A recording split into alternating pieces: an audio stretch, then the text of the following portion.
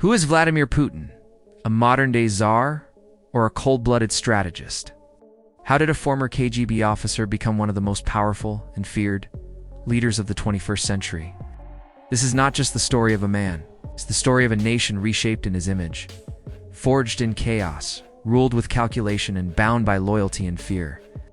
For many Russians, this was not a moment of freedom, but one of humiliation. The economy collapsed, corruption soared, years of pent-up discontent boiled over. And then there was the sudden emergence of a new class of rich Russians, the oligarchs, who bought up state industries at bargain prices in a controversial process known as shock therapy privatization. This is the untold story of Putin's empire. Its Cold War rivalry with the United States had turned into a costly drain on the economy, sapping its resources. Mikhail Gorbachev rose to power, promising reform. But these reforms unleashed forces that even he could not control. For ordinary Russians, life began to change. Travel abroad became easier. Television screens filled with images of the West. The seeds of change were sown. Then came the fateful day in 1989, when the Berlin Wall, a potent symbol of Cold War division, was breached. On New Year's Eve 1999, with Russia's future hanging in the balance, Yeltsin stunned the nation. Russia was bleeding, torn by internal strife and external pressures. First, there was the legacy of communism, an economic system that had failed and left millions disillusioned. Then there were the oligarchs, a handful of billionaires who'd amassed fortunes during the chaotic privatization of the 1990s. They controlled key industries and wielded immense power that threatened to undermine Putin's authority. In 2003, Russia's richest man, Mikhail Khodorkovsky, attempted to back opposition parties in parliamentary elections. It was a bold move that threatened Putin's authority. Khodorkovsky was arrested and his company Yukos was dismantled. In 2008, he invaded and occupied the former Soviet state of Georgia, specifically the regions of South Ossetia and Abkhazia, and restoring what he sees as Russia's rightful place as a global power. Whether this legacy will endure remains to be seen. But one thing is clear. Vladimir Putin has reshaped Russia in his own image. He's cracked down on dissent, asserted dominance over former Soviet states, and cast himself as a defender of traditional values against Western liberalism. The conflict was brief, but brutal. And despite international condemnation, Putin stood firm. From a weakened post-Soviet state, he's transformed Russia into a powerful military player and economic powerhouse. Supporters hail him as a strongman who restored Russian pride. Critics view him as an authoritarian who's crushed dissent and waged wars to assert dominance. Then came the annexation of Crimea in 2014. Following a pro-Russian uprising in Ukraine, Russia seized and absorbed the strategic Black Sea Peninsula. The move was a stark reminder of Russia's resurgence under Putin. His jailing sent a message. To the elite, either endorse Putin or face consequences.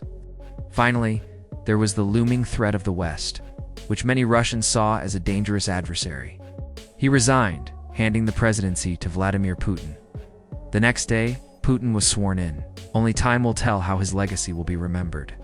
He was now Russia's second president, but in reality, he was the first. The old guard was gone. A new era was dawning. Within months, East and West Germany were reunited. And as the Soviet Empire crumbled, Putin was forced to cut his vacation short and return to Russia. In 1991, the world witnessed the collapse of the Soviet Union, ending nearly 70 years of communist rule. His identity, his entire worldview, was shaken to its core. The government blamed Chechen rebels, stirring nationalist outrage. Putin declared a war on terror, launching a brutal campaign to crush the rebellion. It was a war with few rules, one that blurred the lines between victory and vengeance. In 1996, President Boris Yeltsin appointed him deputy chief of the Presidential Security Service, putting him in charge of protecting the president and his family. To many Russians, he was a decisive leader who put their security first. It was a plum assignment, one that put Putin in the public eye. Independent newspapers like Novaya Gazeta were harassed. Investigative journalists like Anna Politkovskaya, who exposed abuses in Chechnya, were murdered. By 2005, Russia was a shadow of its former self. Isolated, inward-looking. It was a far cry from the bustling nation that had emerged after the fall of communism. But to Putin, this was not a setback. He had achieved what he set out to do. He had restored order.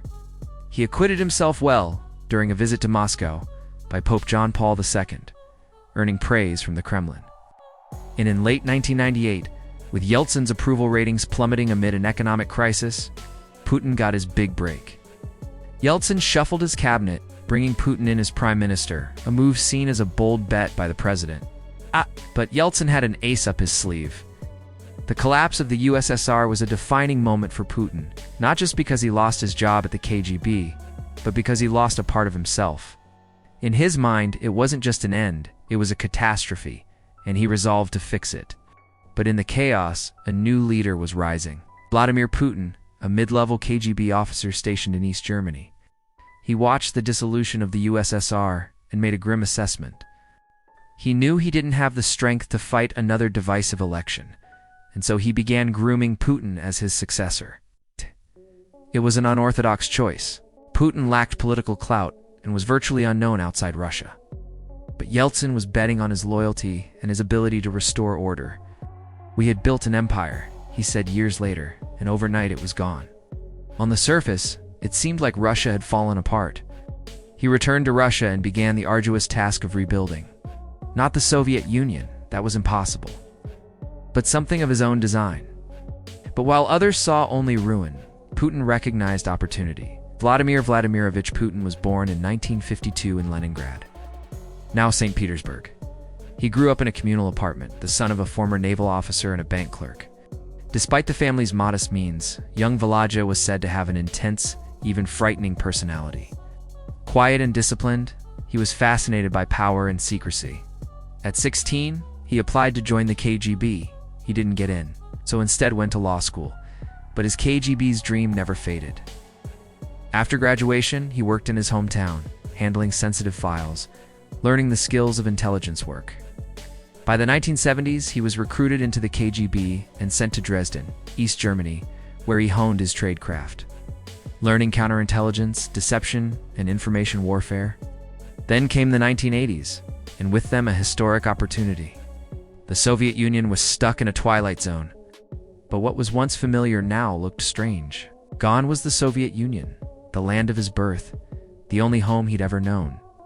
His chance came sooner than expected. At the start of 1999, he announced he'd run for re-election.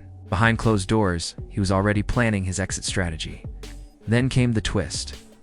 As Putin consolidated power, he faced a daunting challenge. So how did Putin tackle these challenges and reshape Russia in his mold? Let's find out. In late 1999, as Putin took office, Russia was shaken by a series of apartment bombings that killed hundreds. In October 2000, Russian forces flattened Grozny, the Chechen capital, causing immense civilian casualties. Rights groups accused Russia of war crimes, but Putin's popularity soared. But it was challenged on multiple fronts. Meanwhile, the Kremlin's control over the media was tightening. In the years that followed, Putin's foreign policy became increasingly assertive. Today, Putin's Russia is a formidable force on the world stage, challenging the West. Championing traditional values, but perhaps his greatest achievement has been the restoration of Russia's global standing. In the end, Vladimir Putin's story is a tale of ambition, resilience, and the allure of power. If you liked this video, watch the next one.